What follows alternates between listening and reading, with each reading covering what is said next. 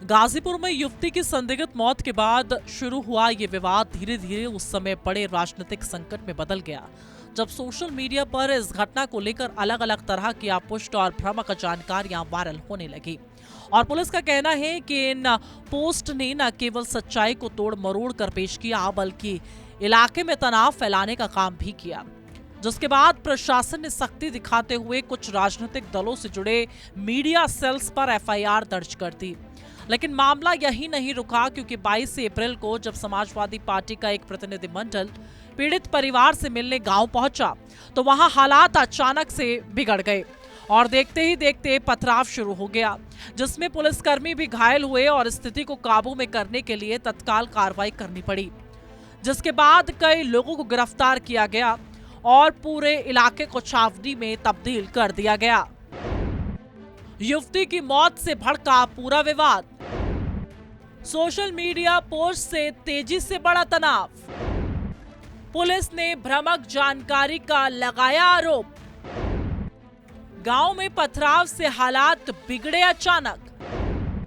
Sapa delegation के दौरान हुई हिंसा, पुलिस कार्रवाई के बाद कई गिरफ्तारी। इस पूरे मामले पर कांग्रेस ने बेहद आक्रामक रुख अपनाते हुए साफ तौर पर कहा कि सरकार और पुलिस इस घटना के असली तथ्यों को सामने लाने के बजाय उन लोगों को निशाना बना रही है जो आवाज उठा रहे हैं। और पार्टी का ये आरोप है कि सोशल मीडिया पोस्ट के आधार पर एफआईआर दर्ज कराना न केवल अभिव्यक्ति की स्वतंत्रता पर हमला है, बल्कि ये भी दर्शाता है कि प्रशासन सच्चाई को दबाने के लिए कानून का इस्तेमाल कर रहा है।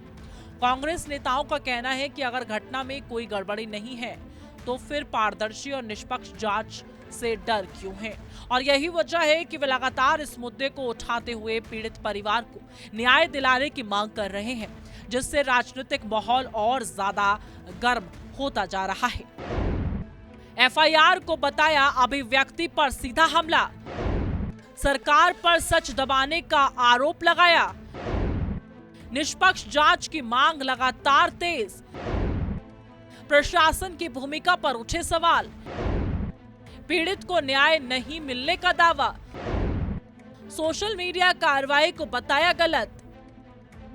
वहीं समाजवादी पार्टी ने इस पूरे घटनाक्रम को सिर्फ एक आपराधिक मामला मानने से इनकार करते हुए इसे व्यापक सामाजिक और राजनीतिक परिप्रेक्ष्य में पेश किया है, जहां पार्टी प्रमुख अखिलेश यादव ने पथराव की घटना को पीडीए पर हमला बताते हुए कहा है कि ये विपक्ष की आवाज को दबाने की एक सोची समझी कोशिश है। और उन्होंने ये भी आरोप लगाया है कि जब उनका प्रतिनिधिमंडल पीड़ित परिवार से मिलने पहुंचा तो उन्हें रोकने और डराने की मंशा से ये घटना कराई गई, जिसके बाद अब उनका 29 अप्रैल को गाजीपुर दौरा तय हुआ है, जिसे लेकर प्रशासन और विपक्ष के बीच तनाव और बढ़ गया है, क्योंकि इसे एक बड़े राजनीतिक शक्ति प्रदर्शन के तौर पर देखा जा रहा है।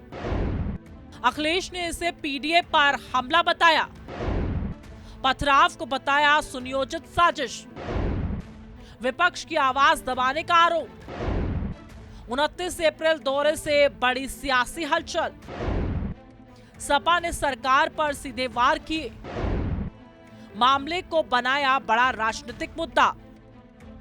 सरकार और पुलिस की तरफ से इस पूरे मामले में स्पष्ट रूप से कहा गया है कि कानून व्यवस्था को किसी भी कीमत पर बिगड़ने नहीं दिया जाएगा, और जो भी व्यक्ति झूठी या भ्रामक जानकारी फैलाकर माहौल खराब करने की कोशिश करेगा उसके खिलाफ सख्त कानूनी कार्रवाई की जाएगी। पुलिस और कांग्रेस समाजवादी पार्टी से जुड़े कुछ सोशल मीडिया हैंडलर्स एफआईआर दर्ज करते हुए ये दावा किया है कि जांच में ऐसे संकेत मिले हैं जो यह बताते हैं कि जानबूझकर गलत जानकारी फैलाकर तनाव बढ़ाने की कोशिश की गई। वहीं पथराव की घटना के बाद तुरंत कार्रवाई करते हुए कई आरोपियों को गिरफ्तार किया गया है और इलाके में भारी पुलिस बल तैनात कर दिया गया है, ताकि किसी भी नई घटना को रोका जा सके और स्थिति पर पूरी तरह नियंत्रण बना रहे।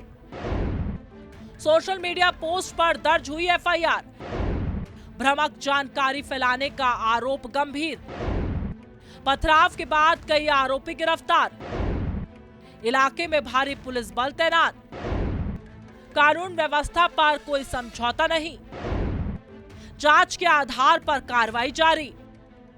इसी बीच सत्ता पक्ष की ओर से एक अलग तस्वीर पेश की गई, जहां उत्तर प्रदेश सरकार के मंत्री ओम प्रकाश राजभर खुद गाजीपुर के कटरिया गांव पहुंचे, पीड़ित परिवार से मुलाकात की और उन्हें आर्थिक सहायता के तौर पर 5 लाख रुपए, जमीन का पट्टा और आवास योजना का लाभ सौंपा। साथ ही ये संदेश देने की कोशिश की गई कि सरकार पूरी तरह पीड़ितों के साथ खड़ी है और हर संभव मदद की जा रही है। जबकि उन्होंने विपक्ष पर पलटवार करते हुए ये भी आरोप लगाया कि समाजवादी पार्टी इस पूरे मामले को सियासी रंग देकर प्रदेश का माहौल खराब करने की कोशिश कर रही है और दंगे भड़काने की राजनीति कर रही है। यही एक तरफ सपा इसे हमले और साजिश की कहानी बता रही है, तो दूसरी तरफ सरकार इसे कार्रवाई और मदद की तस्वीर के रूप में पेश कर रही है। इसी टकराव ने इस पूरे मामले को अब न्याय से ज्यादा नैरेटिव की लड़ाई बना दिया है, जहां हर पक्ष अपनी अपनी कहानी को सच साबित करने में जुटा हुआ है।